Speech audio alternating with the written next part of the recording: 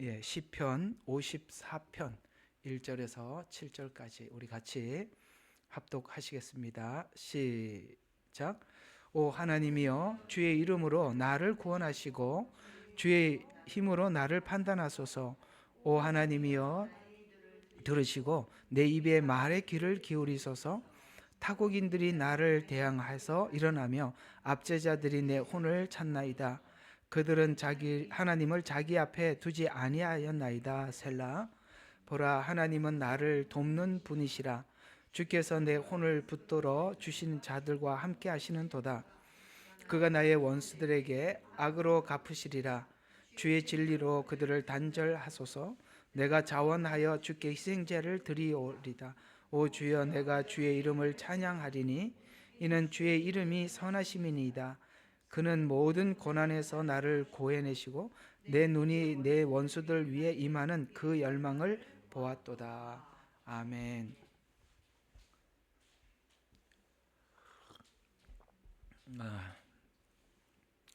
성경이 역사서, 그 다음에 예언서, 그 다음에 모세오경, 그 다음에 시가서 이렇게 나누는 이유는 이 모든 것이 종합해서 우리 신앙을 지탱하고 유지하기 때문입니다. 너무나도 예언서에만 우리가 치우쳐 있게 되면 그저 그 예언과 관련된 그런 자료들을 수집하게 되고 뭐 그런 정황에 대해서는 잘 이해를 하겠지만 그것이 무엇을 목적하고 있는지를 모르게 되면 그저 앞에 다가올 여러 가지 어려움들은 우리에게 두려움으로 다가올 뿐 그다지 유익이 되지 않습니다. 우리가 시편이나 시가서나 이런 내용들을 가지고 또 하게 되면 내 안에 영성은 키워질지는 모르겠습니다만 우리가 앞뒤를 보고 주변을 전체를 보는 시각이 좁아져서 그저 자기 영성 관리에만 치우치게 되겠죠. 성경은 또 이 복음이라는 완벽한 주제를 가지고 그 복음을 우리가 어떻게 받았으며 또 어떻게 하나님께서 이것을 통해서 우리를 거룩해 할 것이며 또 주님께서 마지막 때 또 우리가 어떤 예수 그리스도를 우리가 준비하고 맞이해야 되느냐라는 부분에 또 이 복음은 우리에게 유익을 줍니다. 그런 의미에서 보다 보면 성경 어떤 성경도 우리에게 무익한 것이 없고 다 유익하고 필요하기 때문에 우리가 다방면에서 준비되어져 갈 때 우리가 울타리도 짓게 되고 문도 만들게 되고 쉽게 말해서 집으로 한다면 기둥도 석가래도 이렇게 모든 것이 이렇게 완벽하게 준비된 믿음의 집을 지을 수 있기 때문에 그렇습니다. 성경은 그런 이야기를 하죠. 신앙은 집을 짓는 것이다 라고 말씀하고 있습니다.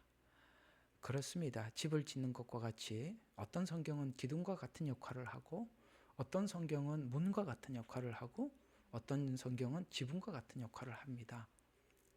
문제는 기초가 어디에 세워져 있는가는 가장 중요하겠죠.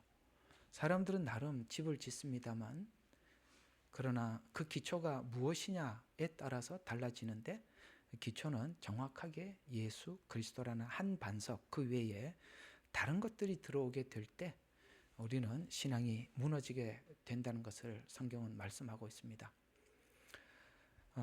성경 이야기는 단순히 집을 짓고 바람이 나고 창수가 나면 무너짐이 심한 집이 있는가 하면 견고하게 자기 집을 지탱하는 집이 있다고 성경은 말씀하고 있는 우리 그 비유에 대해서 우리 모두가 잘 알고 있을 것입니다.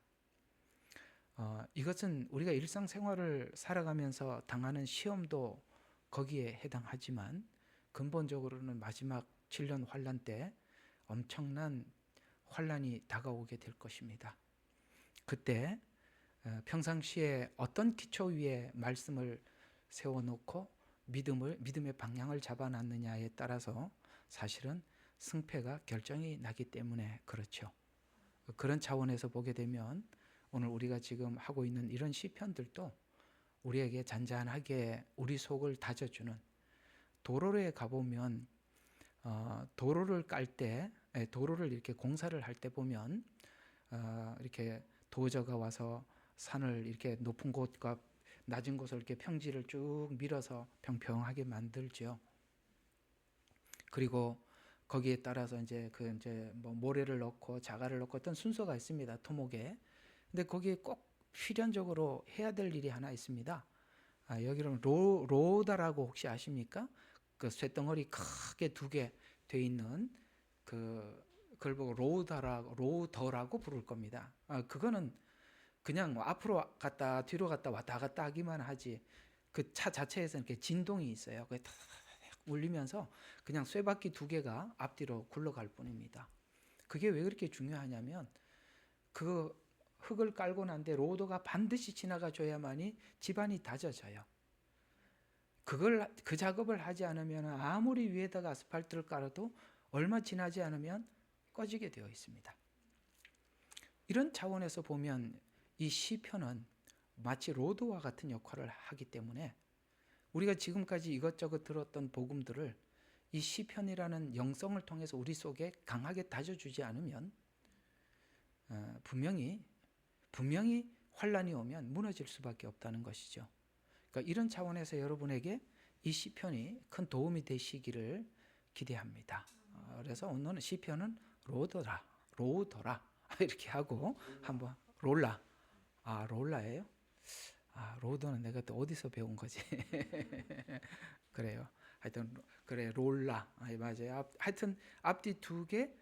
그거는 뭐 이렇게 쇠바퀴, 요즘은 이렇게 또 이렇게 그 뭐죠? 타이어로 이렇게 하고 앞에는 또 큰 쇠바퀴가 굴러가기도 하고 그럽니다. 근데 이 작업은 너무나도 중요한 작업입니다. 대체적으로 보면 이게 후진국에 가보면 이런 작업들이 잘 안 돼서 하면은 금방 도로가 패이고 그냥 이렇게 갈라지고 그렇게 되는 거거든요. 우리가 시편은 바로 그런 관점에서 우리가 접근해서 보면 좋을 것 같습니다. 오늘 이 54편은 사무엘상 23편, 그 다음에 26장, 그러니까 사무엘상 23장과 26장을 배경으로 쓴 시입니다. 그 내용은 대략 이런 거죠. 시빈들이 사울에게 가서 10인이라니까 10명이 아니라 10이라는 동네, 거기에 그 제사장들이 죽었던 그쪽 10인들이 도액을 중심으로 해서 사울에게서 말하기를 다윗이 우리와 함께 숨지 아니하였나이까 하였을 때라는, 쉽게 말해서 다윗이 숨었던 장소를 고발하는 그런 일이 있었어요. 그걸로 인해서 다윗은 굉장히 많은 고난을 겪었죠. 배신감을 느끼게 되고 그야말로 절체절명의 위기를 맞이했을 때 그 배경으로 쓴 시편입니다. 그래서 이 54편은 다윗이 직접 그런 일들을 겪고 난 이후에 우리에게 우리 믿는 신자들에게도 다윗이 겪었던 이런 비슷한 상황들, 그러니까 이런 상황들을 겪었을 때 우리가 하나님 앞에 어떻게 처신을 해야 하고 그렇게 어떻게 처신을 하는가에 따라서 훗날 여러분들이 이것을 어떻게 처신했는가에 따라서 그 결과가 훗날 어떻게 나타나느냐면, 우리가 예를 들어서 우리가 똑같은 비슷비슷한 그런 상황들을 나름대로 크든 작든 겪어요. 누구는 더 불행하고 어렵고 남들이 평범하지 못한 과정의 인생을 유년 시절부터 겪어오는 사람이 있어요. 똑같이 모두가 비슷비슷한 상황 속에서 겪어오지만은 그것을 예수 그리스도 안에서 극복해 넘어온 사람과 그것을 원한을 품고 살아온 사람들의 후반부 인생들은 완벽하게 달라지는 것입니다. 완벽하게 달라지는 것입니다. 사실은 우리가 살다 보면 그 사람들에게 자기가 성장해 오면서 겪었던, 또 사람들과 관계 속에서 겪었던 아픈 이야기들을 꺼내 놓을 때가 있습니다. 그러나 대략 우리가 누군가가 그 얘기를 꺼내 놓으면 어떤 사람은 그보다 더 험한 과정을 지내온 사람도 있고, 또 아니면은 비슷한 과정을 지내왔을 것입니다. 그런 이야기들을 꺼내놓고 서로 대화를 하다 보면 사실은 그거는 그 사람만 겪은 상황이 아니라 우리 모두가 그런 상황들을 나름 다 겪어옵니다. 그런데 그것을 그 십자가 안에서 통과한 사람들은 보석같이 빛난, 정말 누구도 흉내낼 수 없는 훌륭한 인격자로 완성이 되어 있는가 하면, 누구는 정말 흉물 같은 흉악자로 변질되어 있는 것도 볼 수 있습니다. 실제 우리가 같은 세대를 살아가면서 이런 두 종류의 사람들을 우리는 사실 보고 있는 것입니다. 지금 등장하고 있는 이런 사람들은 그것을 악으로 갚기 위해서 이를 갈면서 살았던 사람들이 지금 우리가 눈앞에 보고 있기 때문에 그렇습니다. 그러나 그들만 그런 아픔을 겪고 살아온 것은 아니죠. 다 비슷한 일들을 겪어왔지만 누구는 그것을 자기 안에 보석과 같이, 진주와 같이 자기를 완성해서 많은 사람들에게 본이 되고 그리스도를 전파하고, 그 속에 정말 그 사람들 마음 깊고 깊은 속에 있는 그런 영적 문제들을 해결해 줄 수 있는 선생이 되어 있는가 하면, 누구는 아직도 그 분과 한을 해결하지 못해서 여전히 그것을 사회를 향해서 칼을 갈고, 그리고 대적하려고 하는 그런 무리들이 될 수 있다는 것입니다. 우리는 누가 더 큰 아픔을 겪었느냐, 누가 덜 큰 아픔을 겪었느냐 대조해 보면 우리가 살아가는 시대마다 다 비슷한 그 시대 상황들이 그럴 수밖에 없으니까 다 비슷한 정황들을 겪어옵니다만, 그것을 주님을 만났느냐 그렇지 않느냐, 그리고 더 독하고 악해졌느냐, 그건 개인의 문제인 것입니다. 그런 차원에서 보면 오늘 이 다윗이 겪었던 것은 인생에 말할 수 없는 엄청난 사건을 겪고 지나간 것입니다. 그래서 그는 그 사건을 겪고 난 이후에 이 54편은 교훈시라, 여기 보면 마스길이라 이렇게 나와 있는데요, 이 마스길이라는 말은 후대에게 교훈으로 남겨서 지혜를 주기 위한 시라는 것이죠. 우리가 겪고 지나온 사람들은 어떤 그 겪은 일들이 오늘 이 다윗처럼 이렇게 귀하고 보석처럼 될 수도 있고 그렇지 않을 수도 있거든요. 그래서 오늘 이 54편은 우리가 다윗은 이렇게 겪었지만 우리도 우리 나름대로 이런 정황들이 있었단 말이죠. 그래서 오늘 여기 배경을 보면 사울을 피해서 도망 다니던 10사람들의 밀고로, 저번에 이 주제가 지금 계속 앞에 있는 53편, 2편 이렇게 쭉 되고 있지 않습니까? 그 밀고로 제사장 85명이 처형되었고, 다윗이 숨은 위치가 알려져 믿었던 사람들에게 배반당한 위급한 상황을 기록한 시편입니다. 믿었던 사람에게 배반당한, 이게 이제 참 중요한 것입니다. 우리도 그런 일들이 있지요. 우리가 한 식구라고 생각할 수도 있고 믿고 살았던 사람들이 돌아서고 뜻밖의 행동을 우리가 만날 수 있다는 것이죠. 그래서 위급한 상황을 기록한 시편으로, 이것은 지금 다윗이 겪었던 것은 미래에 예수님이 겪을 어떤 한 사건의 부분을 겪고 있는 것이거든요. 예수님도 그랬습니다. 자기 땅에 와서 자기 백성들에게 배반을 당해야 했던 아픔, 그것을 공감하게 만드는 시로 시편 53편의 어리석은 도액의 심판을 통해서 악인은 결국 망할 것을 선포하며 하고 54편에 와서는 다윗을 고발한 10사람들과 사울의 군대를 염두해 악인들의 멸망을 기대하면서 오늘 여기 쭉 세 편으로 분류해서 나누어서 보면 1절과 3절은 악한 자들로부터 쫓기는 상태에서 하나님께 구원을 호소함. 아시겠습니까? 이럴 때에 우리는 이런 상황들을 내가 기대하지 못한 예측할 수 없는 상황들을 만나면 사람들마다 그 대처하는 법들이 다 달라요. 대략 보면 뭘 하게 되느냐면 우선은 가장 가깝고 내가 믿어줄 수 있는 내 말을 다 받아줄 수 있는 사람에게 가서 말을 하게 되겠죠. 다윗은 그때 어떻게 했다고요? 하나님께 간구했다라고. 그건 무슨 이야기겠습니까? 늘 다윗에게는 하나님이 상담자였고 어려운 일이 있을 때마다 묻는 구원의 호소인이었다. 이렇게 볼 수가 있는 것이죠. 4절과 5절을 보면 그렇게 쫓기는 중에도 하나님께서 구원해 주실 것에 대해서 확신을 하더라라는 것입니다. 쫓기는 과정에 정황이 있겠습니까? 그리고 당장을 보장할 수 있겠습니까? 쫓기는 상황 속에. 그런데 쫓기는 상황 속에서도 하나님을 믿어서 확신을 가지고 있다는 거. 그게 굉장히 어려운 이야기예요. 그렇죠?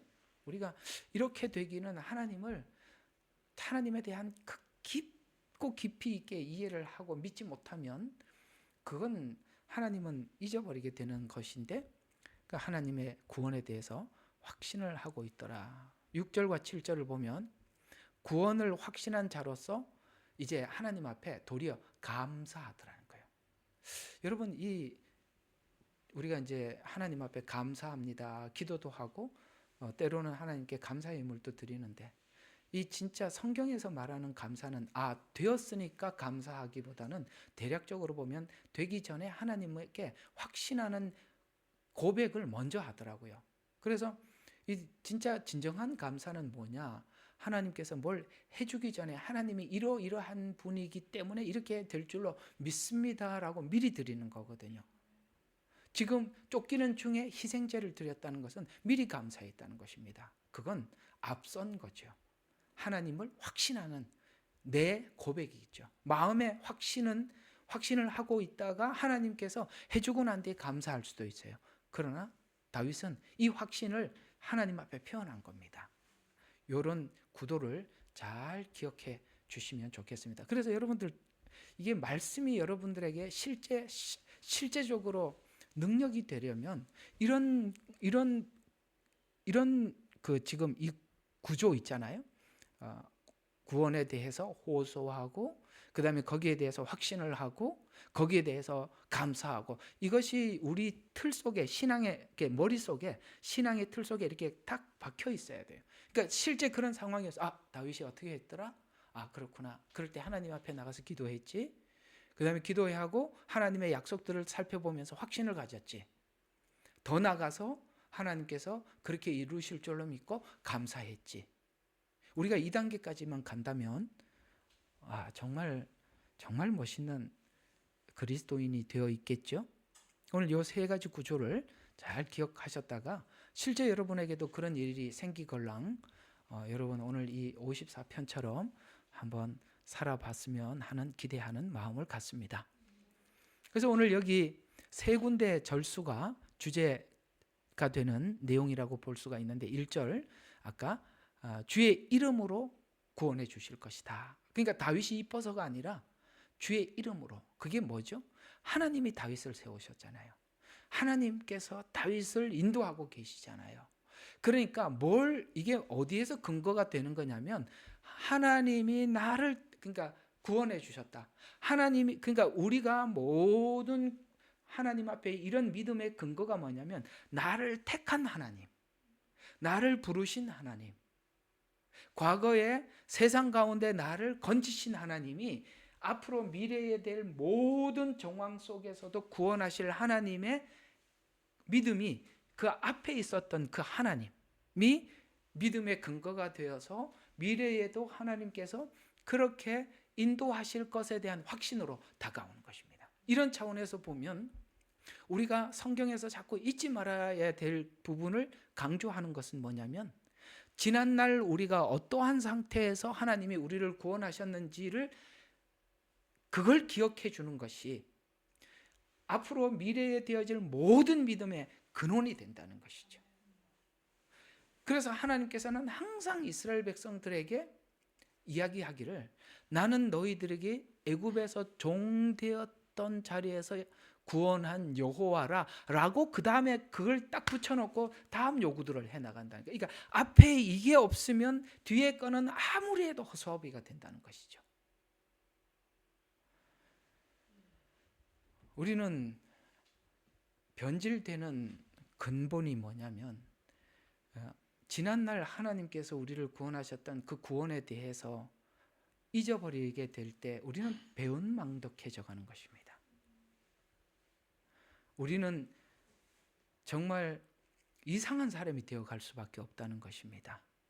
주의 이름으로 구원했다는 것은 주님께서 나를 구원하셔서 내게 하나님의 자녀라는 뭐를 주셨습니까? 그 엄청난 영예를 주신 겁니다. 그건 내가 그저 하나님의 자녀가 아니라 내가 하나님의 자녀라면 내가 욕먹는 그 자체, 내가 망가지는 그 자체는 하나님 이름이 망가지는 거라면, 그러니까 뭘 가지고 기도하느냐면 주의 이름으로 기도하는 거예요.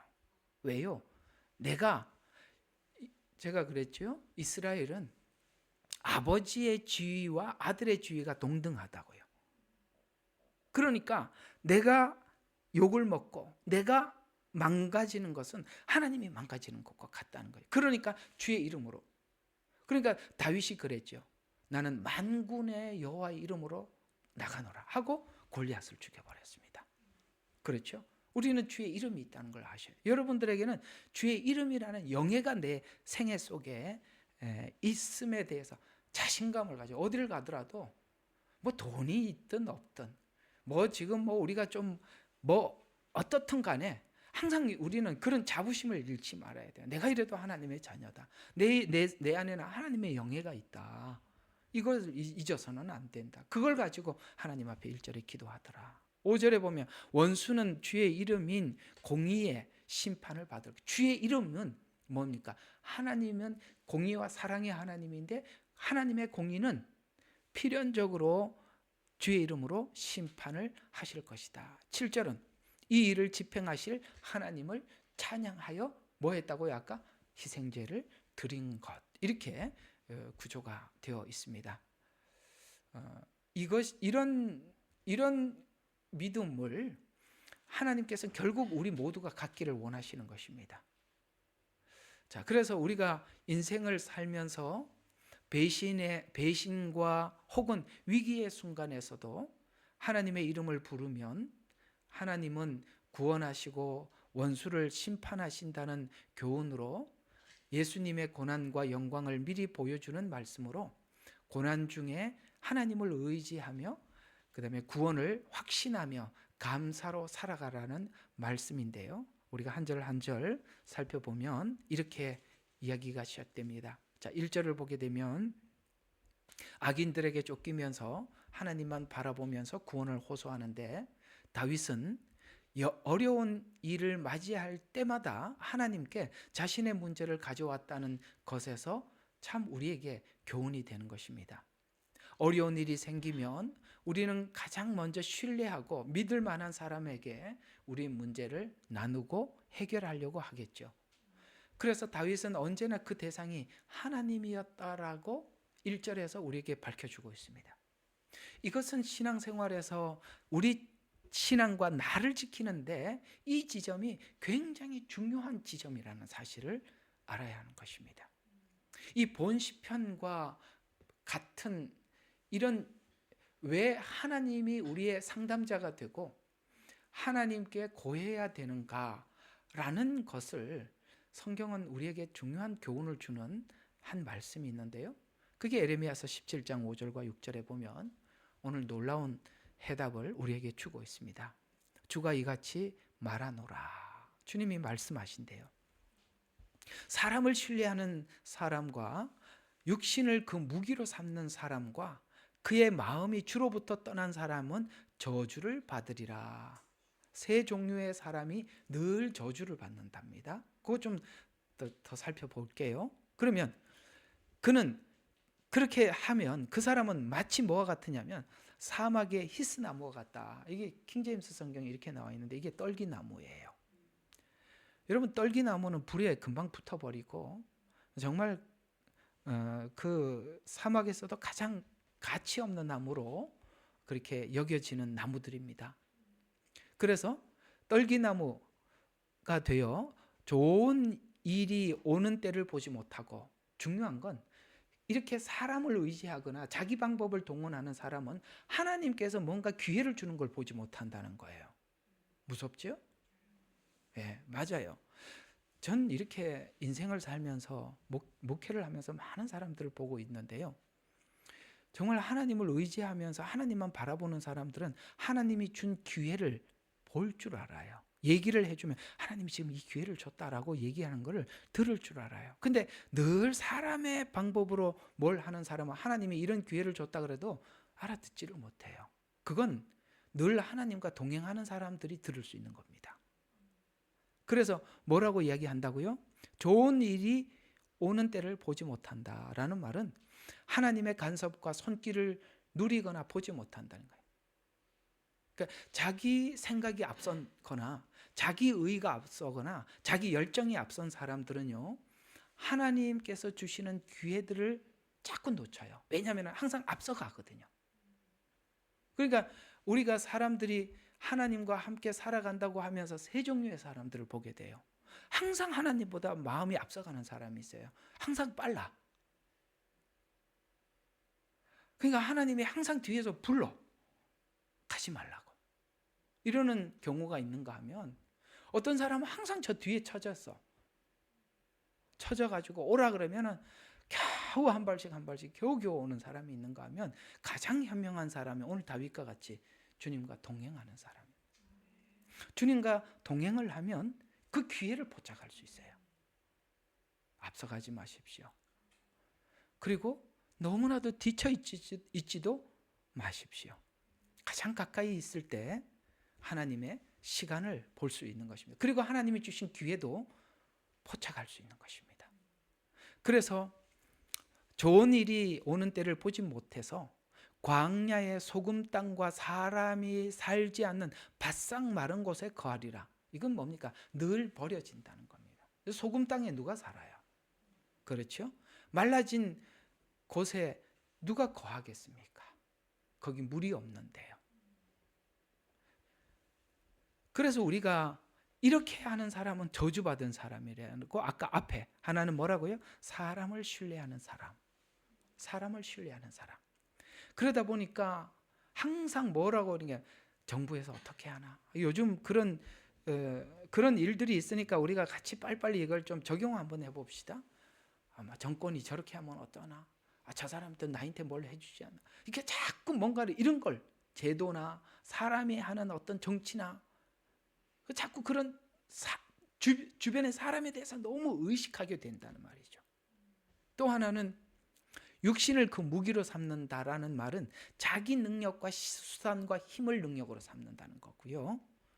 또 그 마음이 주로부터 떠난 사람이라는 말은 신앙은 생활은 하고는 있는데 겉으로는 하지만은 그러나 다른 것을 의지하고 있는 이런 뜻이 되는 것입니다.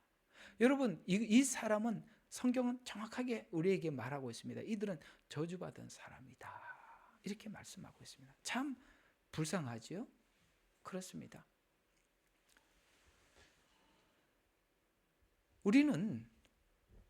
우리가 꼭 넘어가야 될 부분이 있습니다. 그게 뭐냐면 사람에 대한 기대를 넘어가야 합니다. 우리가 이 사람에 대한 기대는 언젠가 사단이 우리 신앙이 자리 잡히지 못하게 할 뿐만 아니라 반드시 그 문제로 인해서 우리 신앙은 그 자리에서 멈추어 있든지 뒤로 돌아가든지 멈췄다가 돌아갔다, 이 일을 끊임없이 반복하게 만드는 것입니다.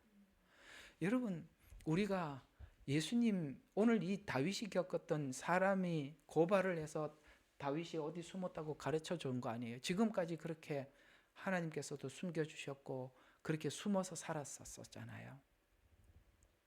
근데 그걸 누군가가 고발을 하고 난 뒤에 생명의 위협과 믿었던 사람들에게 위치를 알려줬을 관계 정도면 우리가 얼마나 가까운 사이였겠습니까? 그러니까 가르쳐 준 거 아니겠어요? 근데 우리가 흔히 말하는 뒤에 가서 고발해버리고 말아버린 거 아니겠어요?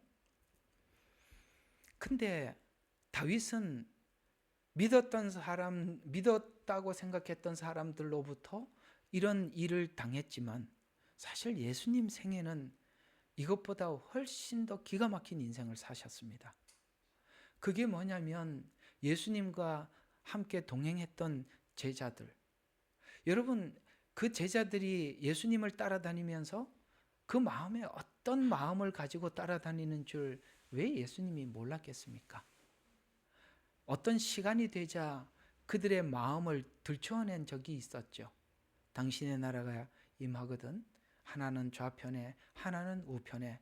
그걸 모르고 데리고 다닌 게 아니라 알면서도 데리고 다녔다는 겁니다. 우리가 같이 신앙생활을 하고 같은 공동체, 같은 교회 안에서 신앙생활을 하다가 그런 사람들을 만났을 때 얼마나 우리에게 충격적이겠습니까?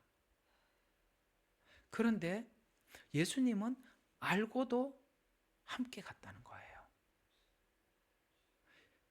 정확하게 표현하자면 인간이 그런 줄 알고 살으셨다는 것입니다. 우리가 계속 사람 때문에 넘어지는 것은 필연적으로 이 문제를 넘어가야 되는 것입니다. 그런 줄 알고 사셔야 되는 것입니다. 그래서 따라다녔던 수많은 무리들이 정말 엄청난 무리들이 예수님을 따라다녔잖아요. 그런데 그들이 예수님을 더 적극적으로 따라다녔던 것이 바로 오병이어 기적 이후였습니다. 손에 든 것을 보고 나를 따른 연고라 분명히 예수님은 말씀하셨습니다. 제자들도 다른 목적을 가지고 따라다녔습니다. 언젠가 예수님은 왕이 될 것이고 우리는 거기에 따르는 대신들이 될 수 있을 것이다 라는 그들의 그 기대, 정말 예수님과 같은 마음의 기대를 가지고 있는 사람들은 아무도 없었죠. 그보다 더 놀라운 동행자 가룟 유다입니다. 그는 이미 예수님을 팔자람을 알고도 끌어안고 함께 동행해 갔다는 사실입니다. 더욱더 기가 막힌 것은 십자가 위에서 나의 하나님 어찌하여 나를 버리시나이까. 하나님마저도 예수님을 버린 것 같은, 감당할 수 있겠습니까?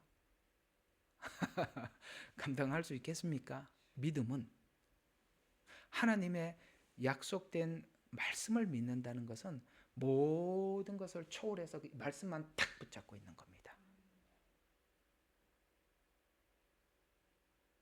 우리는 누구에 대한 기대들이 있죠. 그걸 다 내려놔야 됩니다.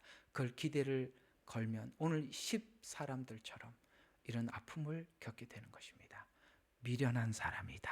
성경은 이렇게 말씀하고 있어요. 미련해요. 사람은 의지할 대상이 아니라는 것을 성경은 곳곳에서 말씀하고 있습니다. 저와 여러분은 뭘 믿고 계십니까? 뭘 믿고 계세요?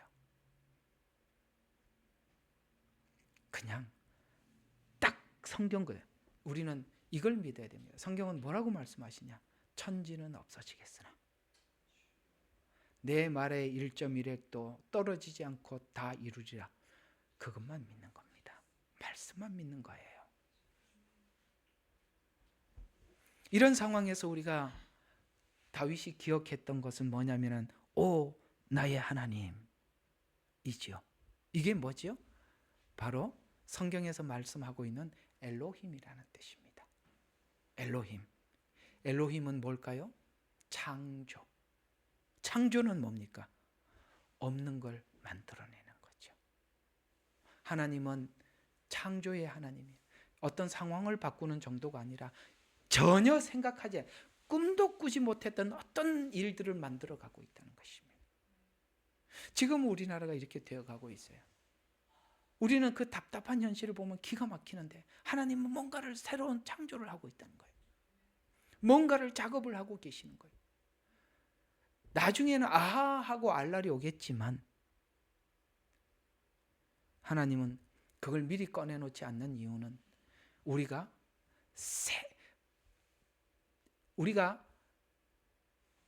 왜 욥을 하나님께서 42장을 조금 더 언급하지 않고 그냥 아무 이야기도 안 하고 끌고 가잖아요. 왜요? 내가 그 과정 속에서 해야 될 실험들을 하나도 놓치지 않고 다 해야 되기 때문에 그렇습니다. 알면 파스하죠. 맞지요? 알면 파스하죠. 넘어가죠. 모르니까 아주 맛을 제대로 느껴요. 쓴맛, 단맛, 짠맛 다 느끼고 지나가는 겁니다. 그래야 체질이 되기 때문에 그래요. 체질은 맛을 느끼지 않으면 몰라요. 신앙도 그런 겁니다. 엘로힘, 창조. 그래서 하나님을 향한 전폭적인 신뢰를 의미를 담고 있는데 배반을 당하면서 더욱 신뢰해야 될 분이 하나님이라는 것을 배우고 있다는 것이죠. 아, 그렇구나. 사람들은 돌아서는구나.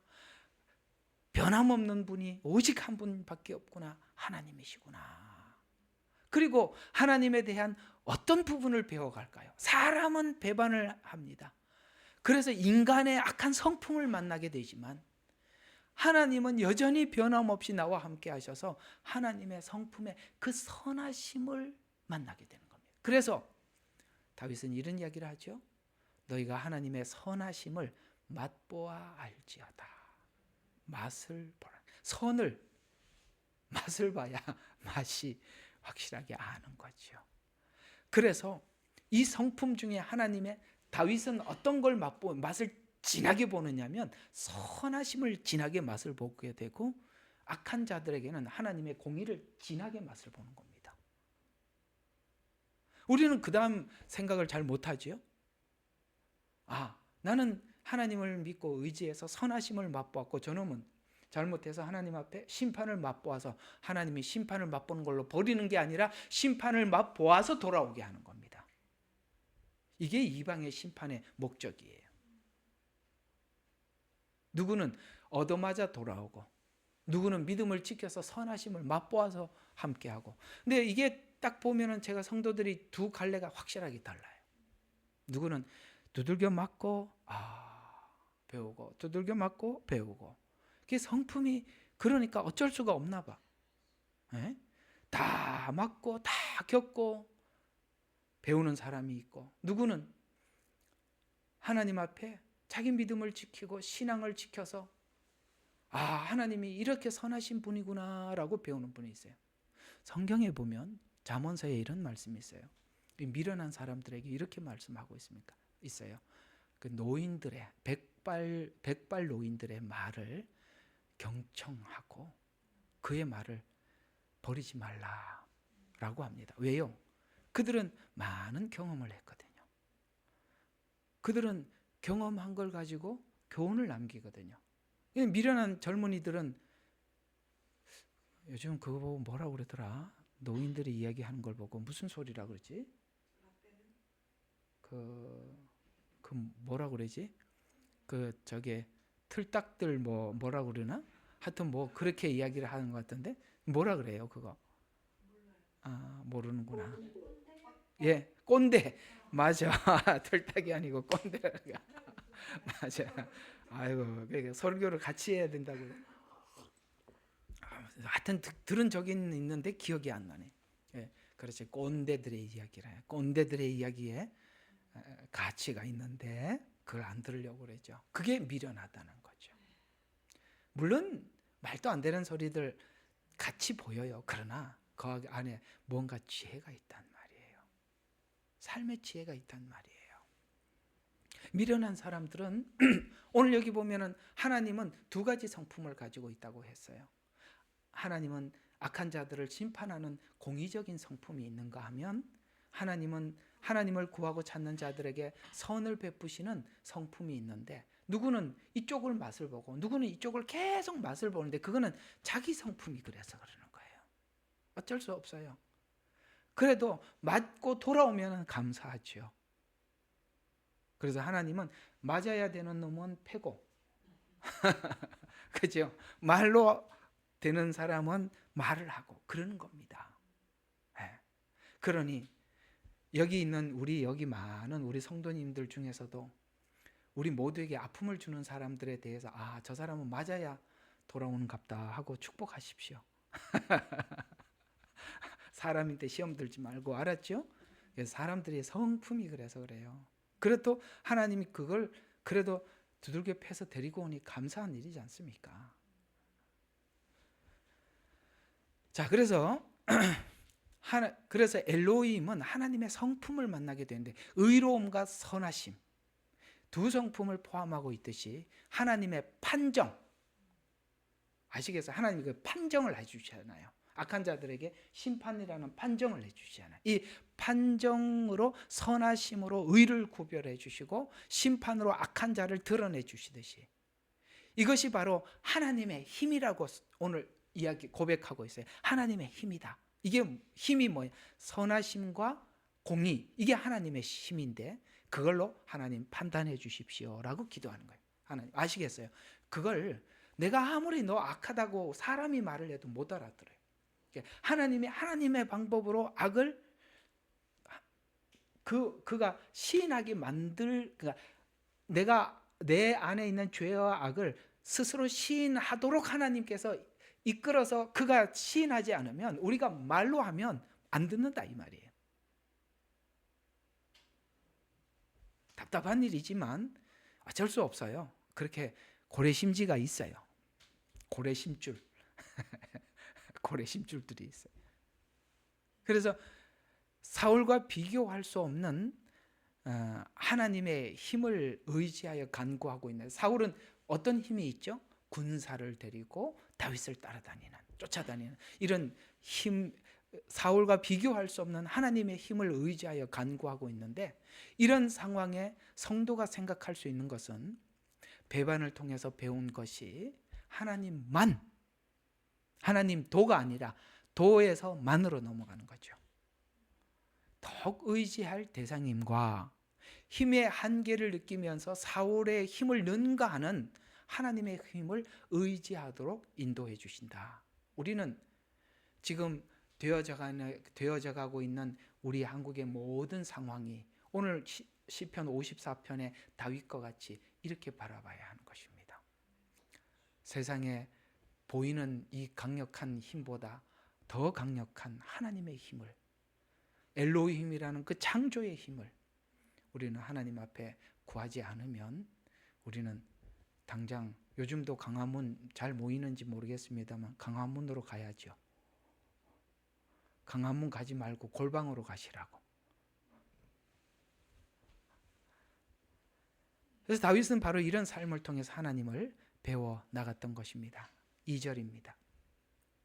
계속되는 또 기도가 뭐니까 오 하나님이여. 그러니까 1절에도 오 하나님이여. 그다음에 2절에도 오 하나님이여는 엘로힘이라는 말이거든요.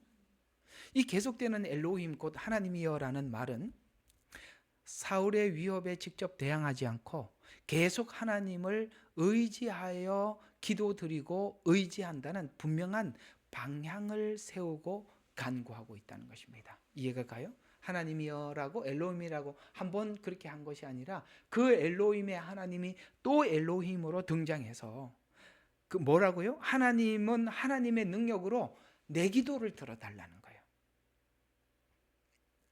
그래서 사울의 위협에 직접 대항하지 않고 계속 하나님을 의지하여 기도드리려고 이렇게 분명한 방향, 하나님께 계속 의지하겠다라는.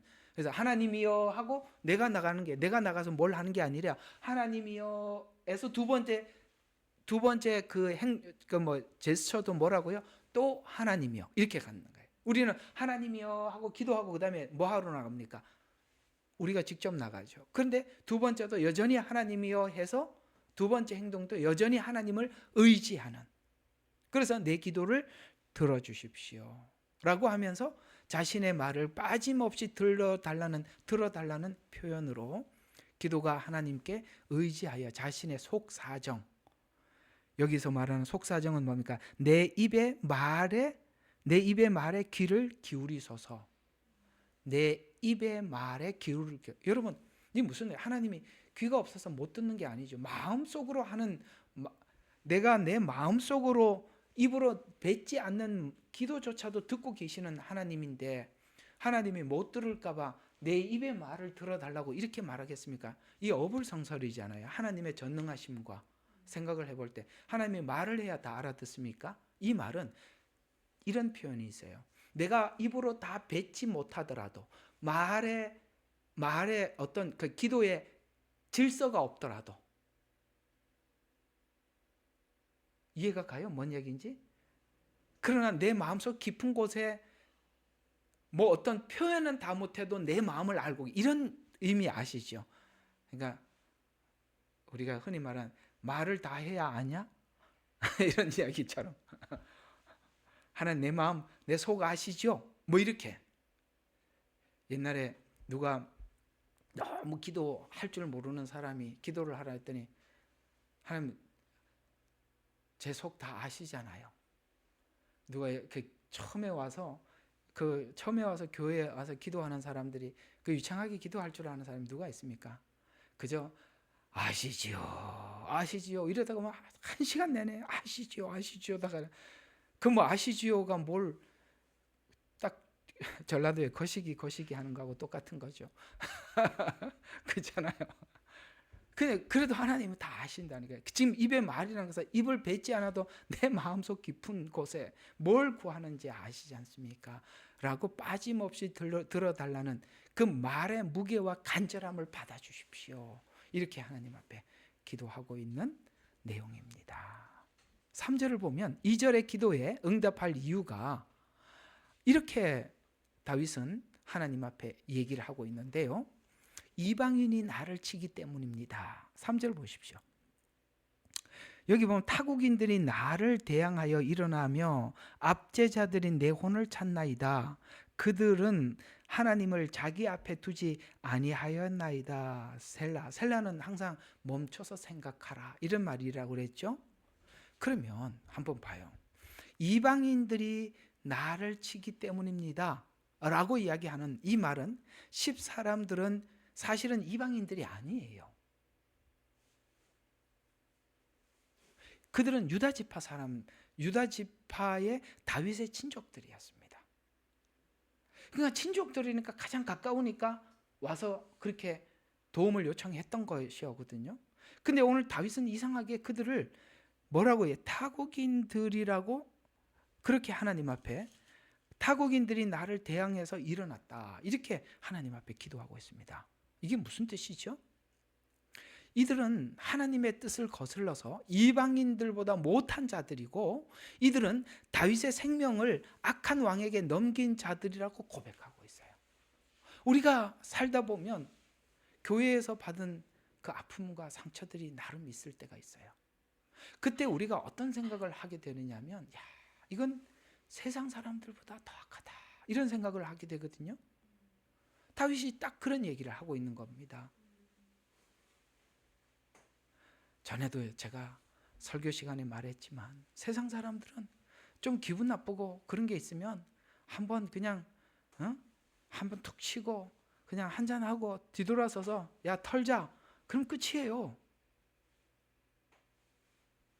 이상하게 제가 이렇게 목양하면서 우리 그리스도 안에 있는 사람들을 바라보면서 참 기가 막히는 게 뭐냐면 교회를 나가면 교회 같이 신앙생활 그렇게 웃다가 신앙생활 하다가 나가고 나면 2번 다시 연락도 안 하고 얼굴도 안 쳐다본다는 거예요. 그럴 이유가 뭐가 있죠? 왜 우리가 그렇게 살아야 됩니까? 아니 어디 직장생활 하던 사람이 회사 나가면 나중에 그 회사 사람들 다시는 안 보고 전화도 안 하고 보면은 인사도 안 하고 피해 다녀야 되는 겁니까? 근데 이상하게 우리는 그런 경향들이 참 많아요. 그건 참 이상한 일입니다. 오늘 이 다윗이 느꼈던 것도 자기 가족과 같은 친족과 같은 사람들에게 느꼈던 배반인데, 그들은 다윗이 고백한 것처럼 그들이 마치 타국인들이 나를 대항해서 일어난 것 같은 느낌을 받았다고 그렇게 고백하고 있습니다. 이것은 하나님께서 왜 다윗에게 이런 체험을 갖고 겪게 했을까요? 이건 다 예수님의 마음을 이해하는 한 부분을 경험하고 있는 것입니다. 예수님은 자기 동족에게 왔죠. 그리고 예수님을 따르던 자들에 의해서 십자가에 못 박히게 되고, 하나님께 기도하기를 내 원대로 마옵시고 아버지 뜻대로 해달라는 기도가 응답으로, 십자가의 죽음으로 응답을 받게 됩니다. 이런 상황에서 인간적인 방법으로 대처하거나 저항하지 않고 하나님께 의지하고 자신의 두려움과 분노와 슬픔을 위조해서 기도하지 않고 진실하게 기도해 나갔다는 것입니다. 그래서 우리는 이런 아픔을 겪지만 오늘 다윗이 넘어갔던, 어떻게 해결했는지 오늘 이야기를 하고 있고, 예수님이 어떻게 해결했는지가 본이 되어서 우리가 지난날 상식적인 사고로는 정말 이럴 수는 없다라고 생각했던 일들이 내게 일어나더라도 그것이 여러분과 저의 신앙에 방해가 되지 않도록 넘고 넘어서 또 넘어서 신앙의 정상에 서기를 바랍니다. 사람은 끊임없이 방해가 됩니다. 될 수 있습니다. 그걸 넘으셔야 하는 것입니다. 예수님은 가룟 유다도 데리고 다녔어요. 우리는 가룟 유다를 절대 동행시킬 수 없습니다. 그런데 주님은 그렇게 하셨대요. 7절까지인데 해야 되나 말아야 되나 고민이 많이 되네요. 못할 것 같습니다. 길어서. 자, 오늘은 많이 하는 게 장땡이가 아니라는 걸 요즘 배웁니다. 자, 오늘 이야기들을 일단 좀 정리를 좀 해보겠습니다. 우리가 신앙생활하면서 사람이라는 존재는 하나님의 은혜 안에서 교제를 나누고 기쁨의 대상이기도 하지만, 그러나 믿음의 대상은 아니라고 성경은 늘 말하고 있다는 걸 기억하십시오. 사람을 믿으면 저주를 받았다, 어리석다, 이렇게 말씀하고 있습니다. 우리가 믿을 것은 하나님이 약속한 말씀 위에는 없습니다. 그 말씀을 믿는데 사람이 도움을 주는 건 사실입니다. 그렇죠? 그러나 사람은 도움을 줄 뿐 믿음의 대상은 아니라는 것. 우리가 그러면 용서하지 못할 사람이 없을 것이고, 가룟 유다도 동행했는데 우리가 누군들 동행하지 못하겠습니까? 한번 거기까지 키워보도록 해요. 기도하겠습니다. 하나님 아버지 감사합니다. 오늘도 귀한 말씀으로 은혜 주신 하나님께 영광을 돌려드립니다. 우리에게 기쁨이 되기도 하고 방해가 되는 것은 하나님께서 함께하는 형제 자매들인데, 아버지 하나님, 그저 형제 자매 안에서 함께 교제하는 것으로 만족하게 해주시고, 그러나 믿음의 대상은 되지 않게 해주시옵소서.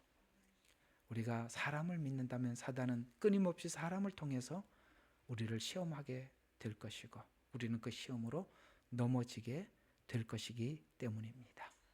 오늘도 시편 54편에 다윗이 당했던 그 어려운 고통들을 하나님, 우리도 일부분 겪고 있지만 이 또한 주님께서 겪었던 일이라 우리가 달게 받아 믿음이 더욱더 사람을 넘어 하나님만 바라보는 믿음이 되도록 인도하여 주시옵소서.